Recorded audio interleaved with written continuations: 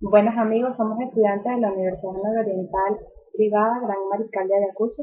Le vamos a exponer sobre pilotes y cabezales. Nuestro grupo está conformado por Da Silva María, Alnuris Lara, Nisbet Dariani y mi persona, Mariana Zacarías. Los pilotes son elementos constructivos de tipo puntual, usados para cimentación profunda en obras de construcción, los cuales permiten transmitir las cargas de la estructura hasta capas de suelos más profundas, que tengan la capacidad de carga suficiente para soportarlo. Los pilotes transmiten al terreno las cargas que reciben de la estructura por medio de una combinación de rozamiento lateral o resistencia por fuste y resistencia a la penetración o punta o por punta. Estos pueden estar construidos con concreto armado ordinario, eh, con concreto pretensado, similares a postes de luz, con secciones metálicas o con madera. Los pilotes se hincan verticalmente sobre la superficie del terreno por medio de golpes, utilizándose para esto un martinete o una pala metálica, equipada, una pala mecánica equipada o con martillos neumáticos, como podemos ver en las imágenes. Esto permite que el pilote descienda penetrando el terreno hasta que se alcanza la profundidad de capas de suelo resistentes y se produzca el rechazo del suelo. Esto es en caso de ser un pilote que trabaje por punta o de llegar a la profundidad de diseño en caso de ser un pilote que trabaje por fricción. Una vez hincado en el terreno, este ejerce sobre el pilote y en toda la superficie lateral una fuerza de adherencia que aumenta al continuar clavando más pilotes en las proximidades. Funcionamiento. Los pilotes transmiten al terreno las cargas que reciben de la estructura mediante una combinación de rozamiento lateral o resistencia por fuste y resistencia a la penetración. Como ya les había comentado, estas dependerán de las características del pilote y del terreno. Y la combinación idónea es el objeto del proyecto. Entre los tipos de pilotes encontramos los de puntas y de columna, los de rozamiento, los enterrados, los libres, los perforados, los que son a rosca y los pilotes de Inca con lanza de agua. Continuando con la explicación sobre los pilotes, podemos decir que cuando los pilotes resistentes se encuentran a cierta profundidad, las cargas de las estructuras se pueden transferir al terreno mediante los pilotes. Existen varias maneras de clasificar los pilotes. La primera de ellas es según el modo de transmitir las cargas. Dentro de esta clasificación tenemos los pilotes flotantes. Este tipo de pilotes se utilizan cuando los pilotes resistentes se encuentran a profundidades tales que no es posible alcanzar el mismo con la punta del pilote. Este tipo de fundación generalmente trata de realizarse por ser muy deformado. Aunque si no hay más alternativa más que utilizarlo, pues se deben estudiar muy bien las condiciones para el empleo de este tipo de pilote. Otro tipo de pilote es el pilote de columna. Estos se emplean cuando la carga es transmitida a un estrato del suelo bastante profundo y la mayor resistencia es por punta. Los pilotes flotantes es recomendable utilizarlos en terrenos homogéneos, mientras que los pilotes por columna se recomienda utilizarlos pues, en terrenos blancos. Tenemos los pilotes de rozamiento. Este tipo se utiliza siempre y cuando la transmisión de las cargas mayormente sean por fricción lateral. Otra clasificación es según el grado de ensotramiento en el suelo, donde tenemos los pilotes enterrados. Este tipo de pilotes van totalmente introducidos en el terreno, en toda su longitud, como muestra en la imagen. Mientras que los pilotes libres solo tienen su parte inferior dentro del terreno y la superior libre. Se deben tomar en cuenta los efectos por pandeo en este tipo de pilotos. Otra clasificación es la forma de introducción al suelo, donde tenemos los pilotes de Inca. Estos se introducen por percusión, como se muestra en la imagen. Otro tipo de pilotes son los perforados.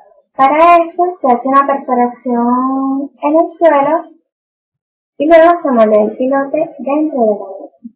Como se muestra en la imagen, primero se hace la perforación, luego se coloca el pilote, luego se va llenando con el concreto y finalmente se introduce la armadura con acero. También tenemos los pilotes a rosa. Estos se introducen por rotación en el suelo.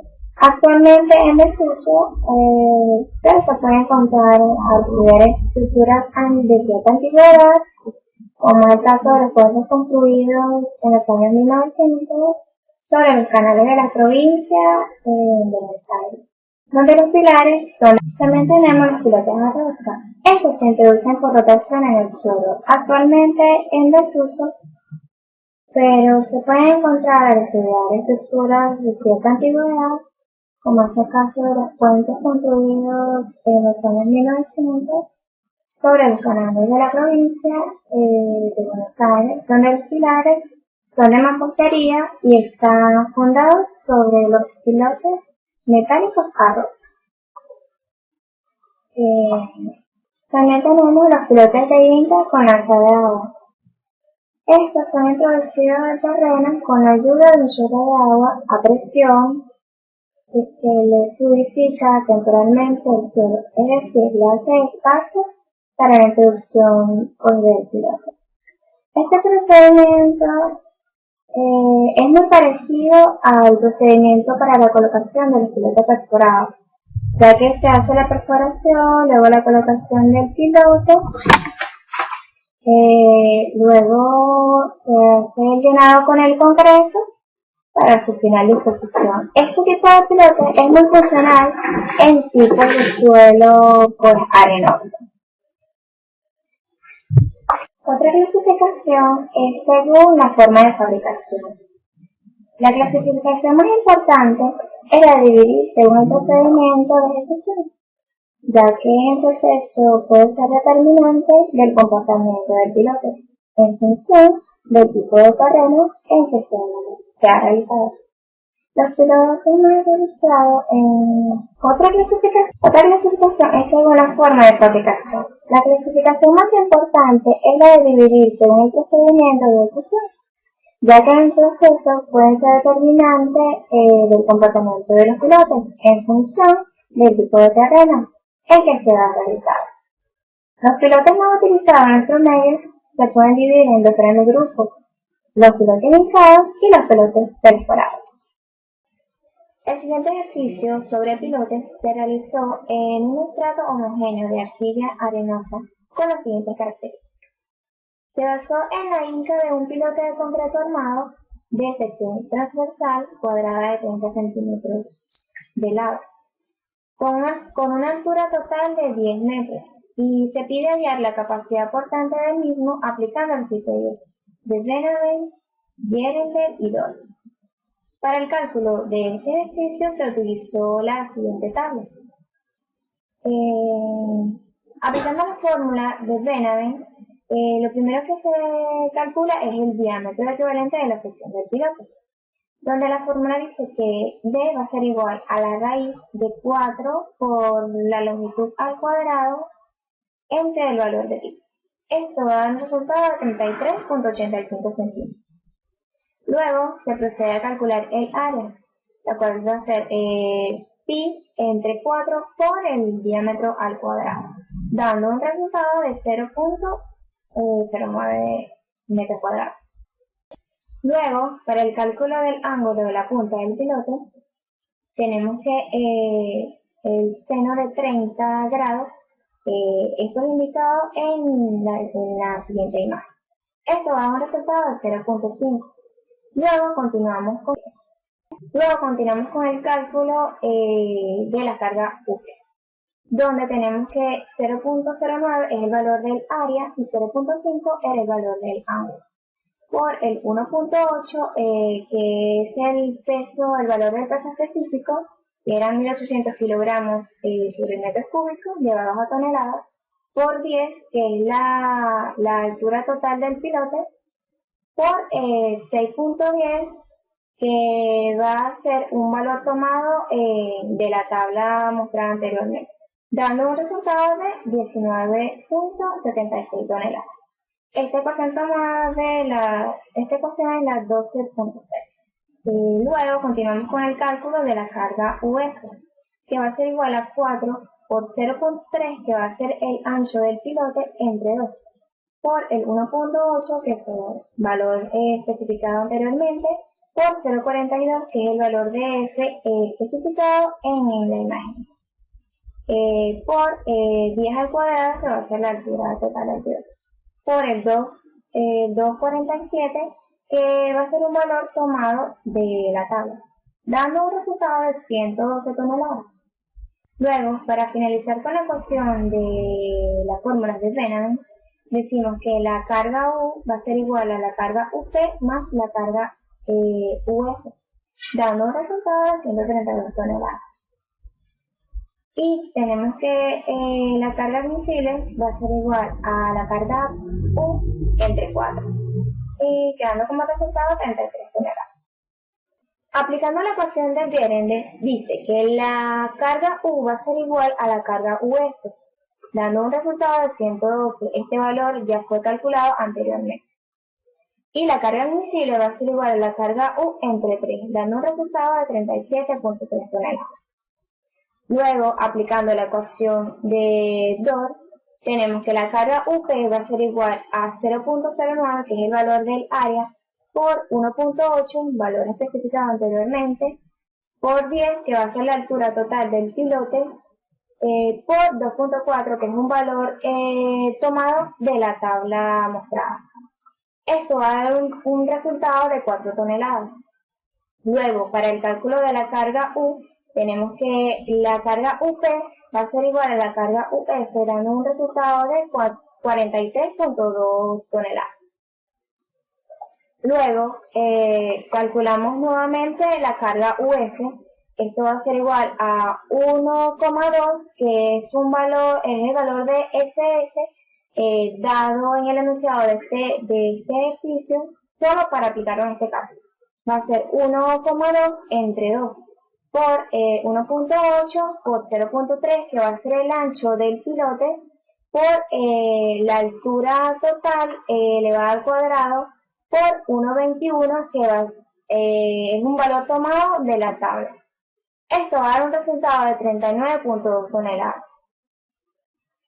Luego, para finalizar esta ecuación de Dor, tenemos que la carga admisible va a ser igual a 43.2, que fue el valor de PU, entre 1.2, que es el valor de SS, valor dado solo para este ejercicio.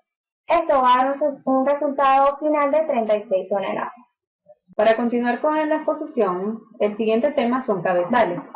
Estos no son más que elementos estructurales monolíticos de concreto armado, de considerable volumen y rigidez, que cumplen con la función de conectar las cabezas de los pilotes, transfiriendo las cargas a las superestructuras, y a su vez los pilotes transfieren estas cargas al subsuelo. Una de sus funciones es resistir cargas gravitacionales, laterales y los momentos deflector de las columnas, transmitiéndolos a los pilotes en forma de cargas axiales exclusivamente. Otro punto también es que estos impiden los asentamientos de los pilotes aislados o la falla localizado en alguno de ellos por concentración de esfuerzos. Un punto importante de esto es el recubrimiento adoptado, que vendría siendo R, medido desde la cara exterior de los pilotes. Se adapta generalmente a esta fórmula, donde R es mayor o igual a 10 a 15 centímetros. Otro punto importante de los cabezales es la agrupación de los pilotes. Bien pudiéramos clasificar los cabezales por la cantidad de pilotes que el cabezal contenga o que agrupe.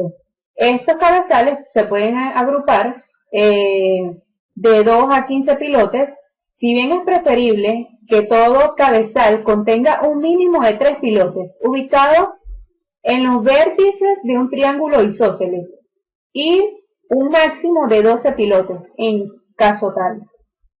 Si un cabezal contiene 3 pilotes en un triángulo, no necesita teóricamente un arriostramiento, si bien todos los cabezales deben arriostriarse en todas las direcciones ortogonales, eso dependiendo de la función o con cuántos pilotes contenga este cabezal. No se aconseja el uso de un solo pilote por cabezal, aun cuando esté arriostrado, aunque esté arriostrado. Otro punto importante de los cabezales es cuántos pilotes podemos unir o agrupar. Los cabezales se pueden agrupar de 12 a 15 pilotes. Si bien es preferible que todo cabezal contenga un mínimo de 3 pilotes, ubicados en los vértices de un triángulo isósceles, y un máximo de 12 pilotes. Las normas permiten el empleo de cabezales de 2 pilotes, siempre que el arriostramiento de las dos direcciones ortogonales resista la totalidad de las cargas. En la imagen podemos visualizar cuáles son los tipos de cabezal según cuántos pilotes contenga. Y el mínimo, como le decía anteriormente, es de 2 y con un máximo de 12 pilotes. Referente a la barra de la armadura resistente, debe tener un mínimo de 7,5 centímetros y se colocará por encima de las cabezas de los pilotes. Podemos visualizar en la imagen lo que es ya la estructura del pilote y cuáles son las distancias mínimas que tiene que contener tanto la armadura principal como la armadura de la columna. Por lo general, los cabezales se constituyen según o mediante cierto vaciado de concreto directamente en los huecos excavados para tal fin en el suelo de fundación sobre el encofrado. Como mencionaba anteriormente, uno de los tipos de cabezales que podemos encontrar, según cuántos pilotes contenga este cabezal, es el cabezal de 2 pilotes. Se puede decir que debe ser como un mínimo de 3 diámetros, está definido a una de las medidas. El cabezal debe hacerse siempre a unos 15 o 30 centímetros, como podemos visualizar en la imagen, que sería la altura una vez que se ha conectado a los pilotes. La altura del cabezal es la separación entre los pilotes. Esto garantiza rigidez suficiente y la formación de bielas comprimidas con un ángulo cercano a 45 grados. Podemos visualizar en la imagen también la separación de ambos pilotes para cumplir con las especificaciones técnicas de cada fundación o como norma. Otro tipo de cabezales son los cabezales con 3 pilotes. Los cabezales con 3 pilotes son más estables que los que mencioné anteriormente, que eran de 2 pilotes, analizados previamente y teóricamente no necesitan estar arrastrados, aunque estando en una zona sísmica, pues sí es necesario que estos estén arrastrados en un conjunto de cabezales para que aporten una mejor estabilidad. Podemos visualizar en la imagen que tenemos pues 3 pilotes ubicados en los vértices de un triángulo isósceles que se concentran y se conectan en un mismo cabezal central. La armadura está a tracción junto al borde inferior del cabezal y puede distribuirse pues perimetralmente los baricentros de las secciones transversales.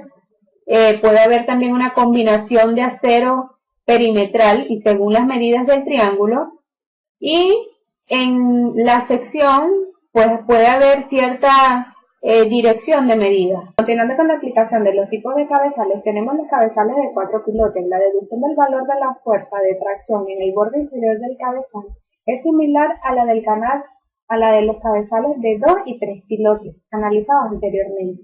Para aplicar el método de las bielas es necesario que la altura útil del cabezal cumpla con la condición de que la punta del pilote sea mayor o igual a 0,842 por la separación entre los pilotes. Al tener la fuerza de tracción de los lados del cuadrado, hay que aplicar el método de flexión. Y se deduce que el momento del eje en la columna del plano A, como se muestra en la figura, sin tomar en cuenta las dimensiones de la misma, nos resulta la siguiente ecuación, que el momento del eje AA debe ser igual a la carga entre 2 por la separación entre 2. Y la fuerza de tracción actuando en los lados opuestos del cuadrado, se obtiene que la fuerza de tracción debe ser igual a la carga por la separación entre 8 por el diámetro del pilote. El acero que se coloca para resistir esta fuerza de tracción debe distribuirse en la parte inferior del cabezal en el ancho del diámetro sobre los cabezales de los pilotes, como se indica en la figura. En el resto del área, en la planta del cabezal, se deben colocar aceros mínimos dispuestos ortogonalmente. En todos los lados, además, se verificará acorte y apuntonado en forma indicada previamente. Para los cabezales de 5 pilotes ofrecen un comportamiento similar al de las zapatas apoyadas directamente en el suelo de fundación, como se muestra en la figura. Para estos casos, el valor de la fuerza de tracción en el borde inferior del cabezal y la altura mínima de la punta del pilote debe tener el mismo para poder diseñarse por el método de las bielas.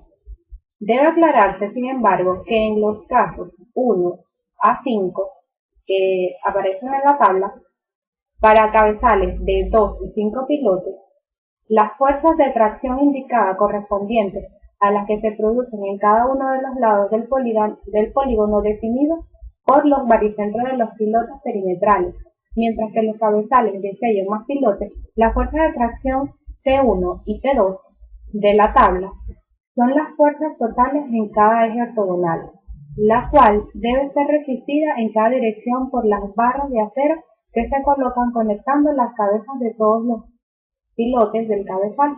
Usualmente, este acero en cabezales de muchos pilotes se distribuye uniformemente en planta, cubriendo todo el área de la sección transversal del cabezal en dos direcciones, ortogonal y tipo más.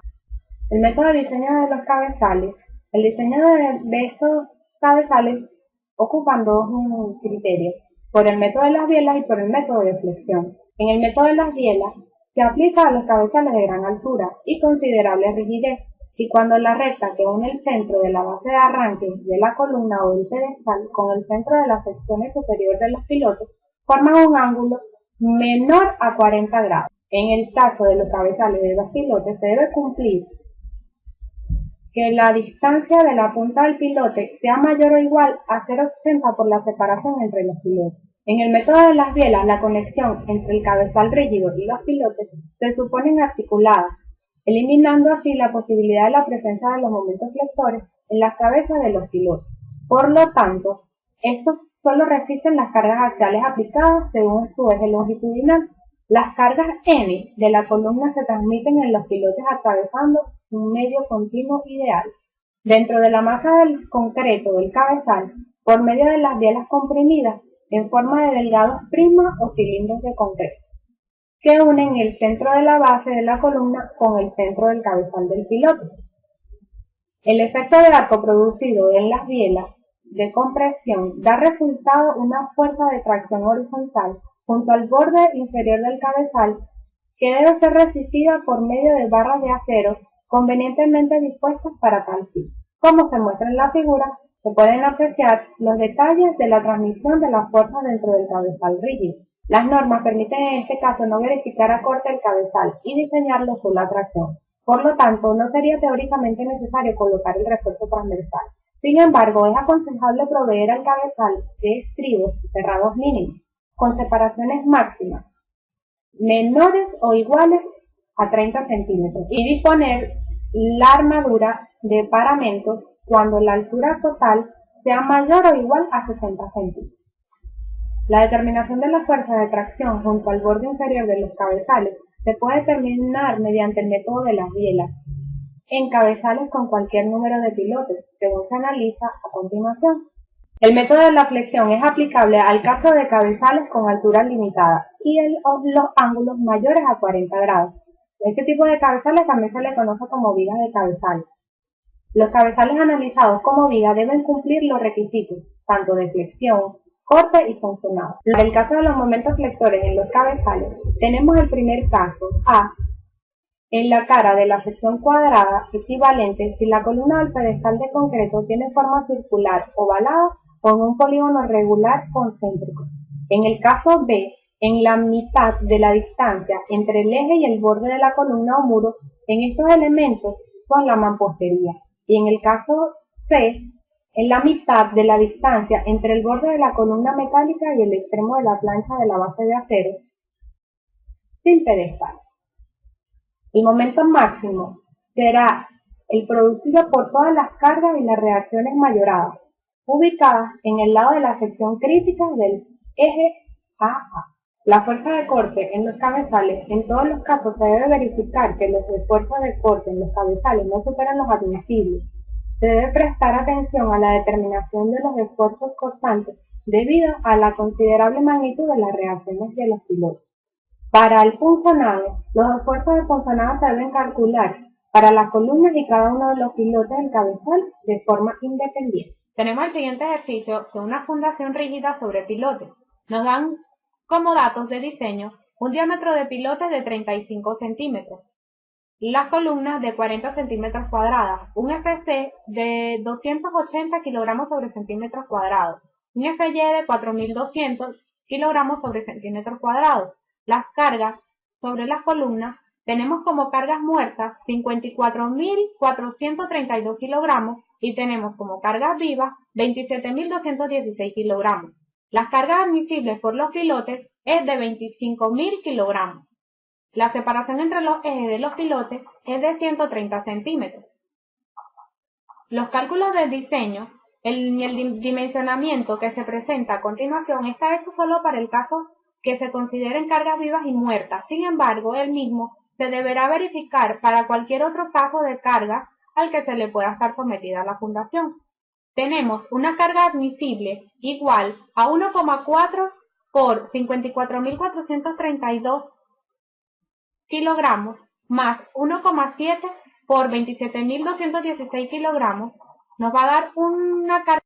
Luego determinamos el número de pilotes. Se incrementa en un 5% la carga actuante, que viene siendo la carga admisible, para estimar el peso propio del cabezal, donde el número de pilotes va a ser igual a 1,5 por la carga de las columnas entre las cargas admisibles de los pilotes, donde tenemos 1,05 por 122,472 entre 25.000, donde el resultado que nos arroja es 5,14 y tomamos como n igual a 6 aproximado. Luego calculamos el dimensionamiento de cabezales. Para una separación entre los ejes de los pilotes es de 30 centímetros en un cabezal rectangular y dejando 15 centímetros como mínimo recomendado entre la cara del pilote y la cara del pedestal. Resulta que la L es el largo del cabezal, B es el ancho del cabezal, donde L es igual a 2 por 130 más 2 por 15 más 35. Este resultado nos da de 325 centímetros. Tenemos el ancho del cabezal, que son 130 más 2 por 15 más 35, nos da un resultado de 195 centímetros. Luego calculamos la altura del cabezal. Se determina de manera tal que la biela comprimida desde el centro de la columna al pilote más alejado tenga una inclinación de 50 grados, donde el área de refuerzo va a ser igual a la raíz de i al cuadrado más b al cuadrado, donde i al cuadrado es igual a la distancia horizontal de la columna al pilote más alejado en el eje X y b es la distancia horizontal de la columna más alejado en el eje Y, donde el área de refuerzo va a ser igual a la raíz de 130 al cuadrado más 65 al cuadrado, nos da un resultado de 145,34 centímetros. Luego calculamos la altura útil del cabezal, donde D va a ser igual al área de refuerzo por la tangente del ángulo. D va a ser igual a 145,34 por la tangente de 50. Nos da un resultado de 173 centímetros. La altura del cabezal será la suma de la altura útil más la penetración del pilote en el cabezal, la cual se recomienda no menor de 25 centímetros, donde H va a ser igual a la altura útil del cabezal más la penetración del pilote en el cabezal, donde H es igual a 173 más 25. Nos da un resultado de 198 y tomamos de 200 centímetros.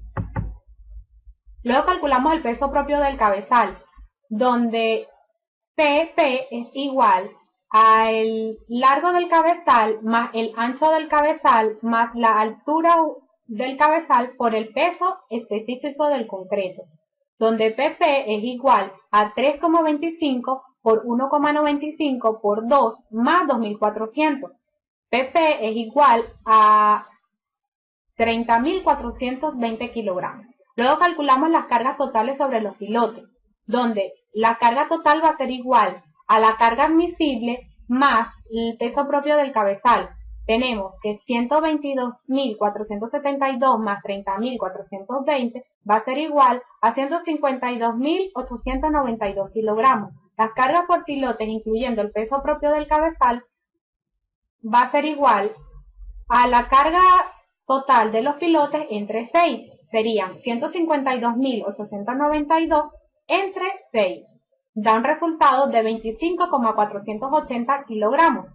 Los 480 kilogramos por encima de la carga admisible del pilote representan aproximadamente un 2%, lo cual no es significativo como para aumentar el número de pilotes, por lo cual se mantiene N es igual a 6.